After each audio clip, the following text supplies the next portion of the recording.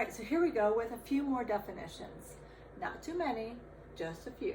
Okay, and these are all going to be definitions that relate to angles. Let's say we're talking about angle ABC.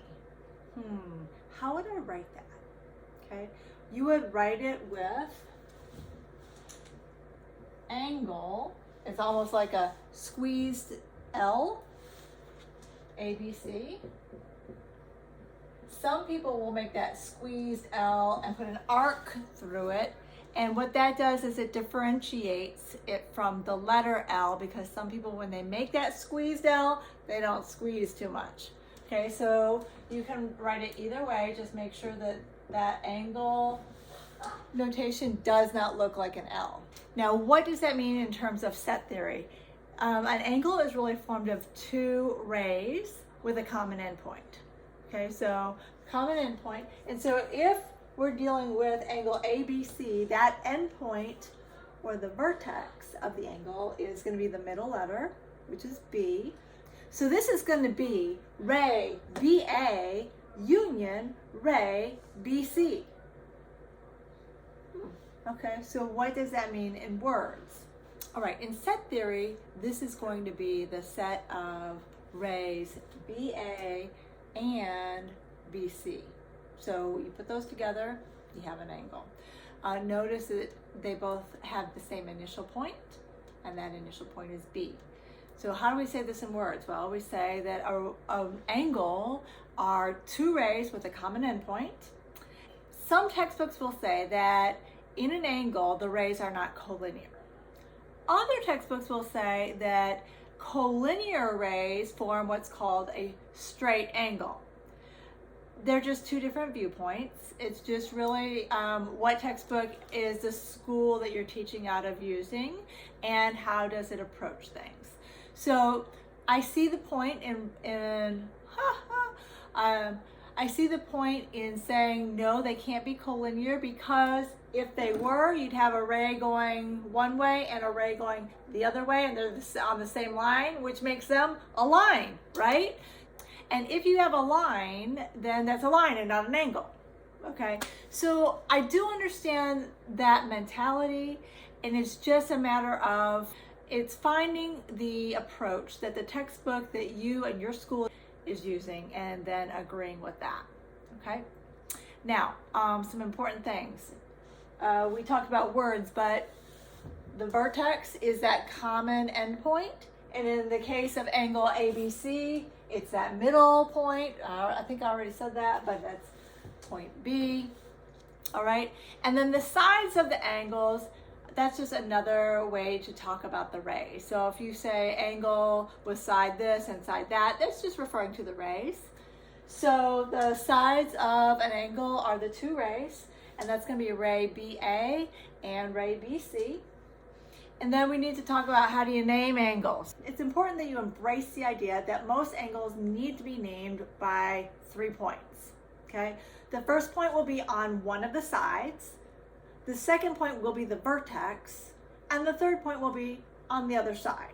And it doesn't matter which side you say first. Okay, so it kind of looks like this. Okay, this is telling me that point A is on one side of the vertex, and point C is on the other side of the vertex.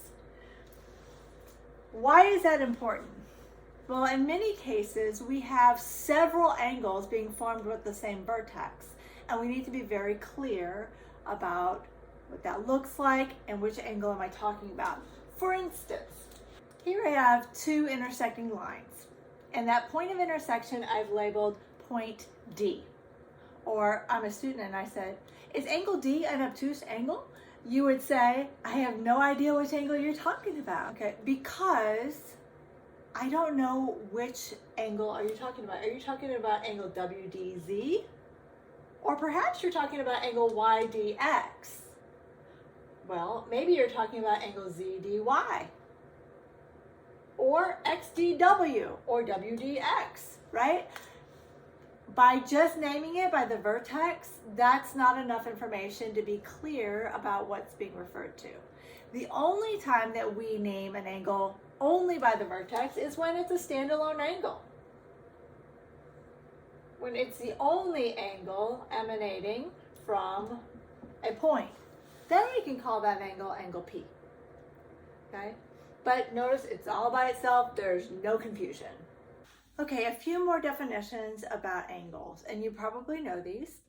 These are usually introduced in elementary school, so you've probably seen them before, but we can classify angles as one of the four of these classifications. An acute angle, a right angle, an obtuse angle, and a straight angle. Okay, so an acute angle, this is an angle that has a measure greater than 0 degrees, but less than 90 degrees. Anything between 0 and 90 degrees is considered an acute angle.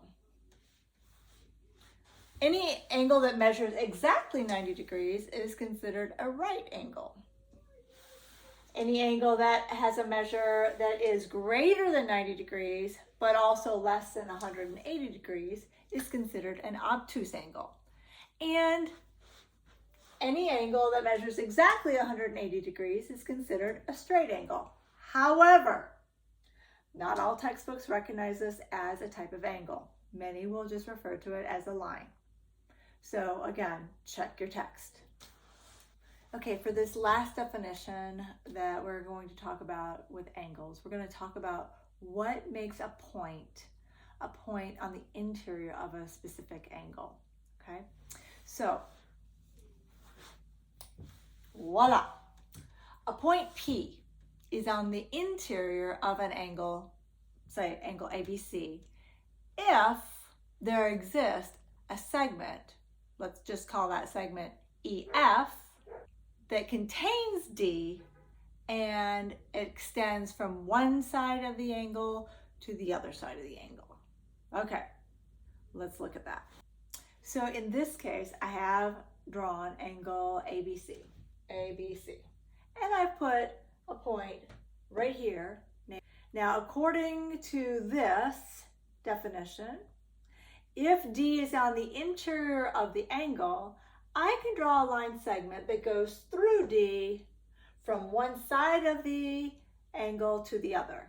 And that seems like it's pretty easy to do, doesn't it? Voila, a little math magic. I have segment EF that passes through D. That tells me that D actually is situated, so it's on the interior of the angle. Now, just for kicks and giggles, let's put a point somewhere else, like here. Can I draw a line segment that goes from one side of the angle to the other side of the angle and includes point G? Now, if you said no, I'd agree with you. Because if it's going to go through point G, it's not going to go from one side of the angle to the other. Okay? This G is on the exterior of the angle.